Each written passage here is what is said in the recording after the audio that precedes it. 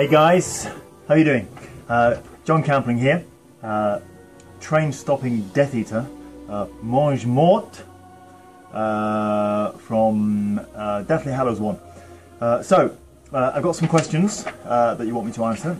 It's my pleasure to answer them right now, live on video. So, question 1. Did you read the Harry Potter books before you got the part?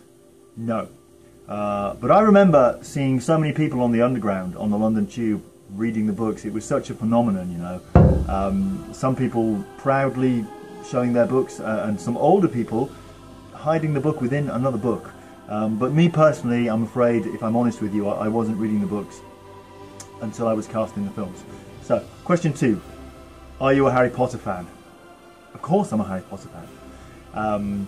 Now, I'm not a massive Harry Potter fan, I'm not obsessive, but obviously I'm a big fan of the films, and I went back and I read, you know, the first 2 or 3 books, but I just love the whole universe, you know, the phenomenon that JK created is unlike anything else. It really is an absolutely unique entity. There you go. But what I'm a big fan of, I'm a fan of the Harry Potter fans. I've never really been exposed to fandom in the same way that I have been through my connection with Harry Potter, and I just think the fans are amazing. You guys are amazing. So that's my answer to number 2. Okay, number 3. Did you come to the audition with the aim of playing the part you obtained, or did you audition for another character? If yes, whom? The audition process was interesting. So my first audition was with a casting director called Fiona Weir, and my agent at the time was very honest with me and said, look John, don't have expectations, you know, go to the audition, meet the casting director, just have fun and just see it as a chance to meet a good casting director and nothing else. So that's what I did. I went along very calm with no big expectations, and Fiona was absolutely lovely. My hair sat on my hair. And to be honest, the initial audition was just, I think she asked me, and I guess everyone, to describe a character we'd played, or that I had played, in another film that was dark and scary. So I told her about a character I played in a short film that was a guy who'd come back from the dead. He was a cannibal, and it was a sci-fi program, and he was brought back from the dead, and suddenly he was around again now, killing and eating people, which I loved playing, so I told her about that. And it was about 2 months later I got an email from my agent saying that she loved that, and I was now going to go and meet David Yates for the final decision as to which Death Eater I would play. So at that point I was a Death Eater, I just didn't know which one. And I went on to the studio, they sent a car, it was fantastic, I met David, he was lovely. Yeah, he got me to do the old arm raise, and yeah, from that I was chosen to be the Death Eater who stops the Hogwarts Express. So there's the long answer to that question. What's next? Number 4. Are you still in touch with other members of the cast? I'd love to say that Daniel rings me every other day to check on my career, but he doesn't, because he's very busy being a very, very busy actor. I love Daniel's work. I did meet Daniel very briefly. I was washing blood off my hands after a scene I was in, and I was told to go through to a room where there was a sink I could wash my hands, and there was a young guy with his back to me washing his hands in the sink. And I waited, and when he turned around, it was Daniel Radcliffe, and he just said to me, there you go mate, all yours. And that was the only time I met Daniel. As you know, I stopped the train, pretty much just me in that scene, and a lot of the kids, a lot of the students. The only people I'm still in touch with really are the other Death Eaters. So in Deathly Hallows 2, in the trailer, you see a scene that was cut, me and another Death Eater capturing Griphook, and that was a lovely guy called Richard Strange, and I'm still in touch with him. As for all the big names, sadly no, but one day. Next question. What are your memories of filming and the relationship with the crew? Only good memories. I'm very proud and pleased and happy to say that it was one of the best filming experiences I've ever had. Which I guess it should be, you know, they had lots of money and it was a very big production and everything should be as professional as a film can be. It's not always the case with a big budget, but with Harry Potter it was beautiful. My experience was just one of heaven, really, an actor's dream. I was very sad when it was over. And as for the crew, all so professional, all so professional. They took their job as crew very seriously, in as much as on some low budget productions, crew don't really realise that they're there to facilitate an actor's performance, as well as other things, but an actor has certain, you stumble across certain issues and you need crew to fix them for you, and on some shoots crew don't do that.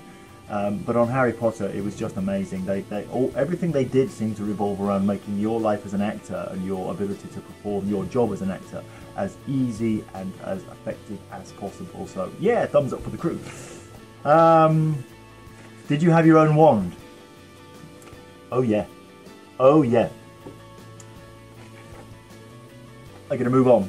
Question 7. Were you on set filming during the Hogwarts battle? No. I'm not one of the Death Eaters in the Hogwarts battle. I simply stopped the train looking for... not Harry Potter. You know who I'm looking for. I'm not looking for Harry Potter. Longbottom gets it wrong when he says he's not here, you fools. So no to question 7.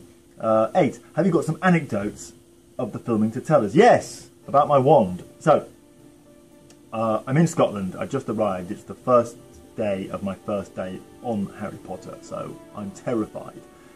I'm also excited. I've been flown to Scotland. We've then travelled on the Hogwarts Express from the hotel to the location. Travelled on the Hogwarts Express dressed as a Death Eater. Crazy surreal. We got to the location. I've been unloaded, looked after, taken to the base that's been set up in the middle of nowhere in Scotland, and I'm enjoying coffee and biscuits and croissants and all the other lovely things that you get to enjoy when you're an actor. And there's 100 crew setting up the shot about 500 yards away, and in the mist I see 2 people walking towards me. Now I'm the only person here, so if they're walking towards me, I'm thinking maybe they're coming to see me. Or they could be coming for croissant and coffee, who knows. I keep an eye on them and they get closer and closer. A tall guy, slightly hunched, interesting looking, almost like he could be from the film, and a shorter, younger guy behind him. They reach me. I'm very nervous. First day on set, remember. I don't know nothing about nothing. And the younger guy hands the older guy a box. He then addresses me and says, "Mr. Campling," opens the box, "would you like to choose your wand?" Imagine that. It's my first day. I'm dressed as a Death Eater. A man slightly mysterious has approached me through the mist and said, "Would you like to choose your wand?" And sure enough, within the box there were maybe 4 wands, each one a different design, and I was being given the option as the actor to decide what my Death Eater's wand would look like. A moment in my life that I will never forget, that where reality and fiction, my job and my life just seemed to cross in a spark of magic. And I chose a wand. I don't even remember which one I chose because my main memory is that craziness of that even happening. But I chose a wand, and I was given that wand. And if you look when I'm stopping the train, you can see the wand holder and the wand. And if you find on the internet, there's some stills of me from the cutscene where I'm pointing my wand at Griphook after he survived the rubble of Gringotts falling down. So yeah, and at the end of the day, the same 2 people came up to me and the box was opened and I was asked to return the wand to its box. And that happened every day that I had a wand. That happened. It was magical. And that wand is now in the Harry Potter world with all the other wands, which is just magical. So that's my anecdote for you. It's a wand anecdote. Right, where were we? Number 9. Did you keep a prop as a souvenir? Sadly, no. Didn't really have any props personally, apart from the wand, which I couldn't keep.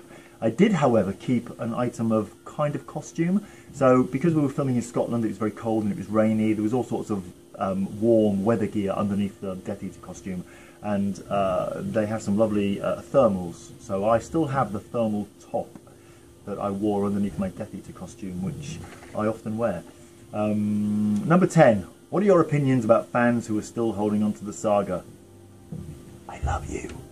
I love you. Why would you not hold on to the saga that is keeping this amazing thing alive? And surely, leading into question 11, it's your love and your passion for the saga that has led to the spin-off movie, which is question number 11. Are you excited about the Harry Potter spin-off movie, Fantastic Beasts and Where to Find Them? Yay! If only it had a Death Eater in them. I wonder. Maybe we could persuade JK to revive my Death Eater. Technically he died, but it's a spin-off. So yeah. So number 10. What do I think of the fans hanging on to the saga? Thank the Lord you did, because now we have the spin-offs. Because the worldwide demand is clearly there. Excellent. I hope you enjoyed my answers. Sorry if I waffled a little bit and talked too fast or just gave you boring answers. It's my first video interview and it's my pleasure to answer the questions. Thank you for asking. Vous écoutez la radio de Mordu. Vous écoutez, I'm going to read this because this is for radio, right? Vous écoutez la radio du Mordu. Vous écoutez la radio du Mordu. I came closer, so the audio will be better. And this one has to be on video. Vous regardez la PotterShow. Vous regardez la PotterShow. Vous regardez la PotterShow. Très bien.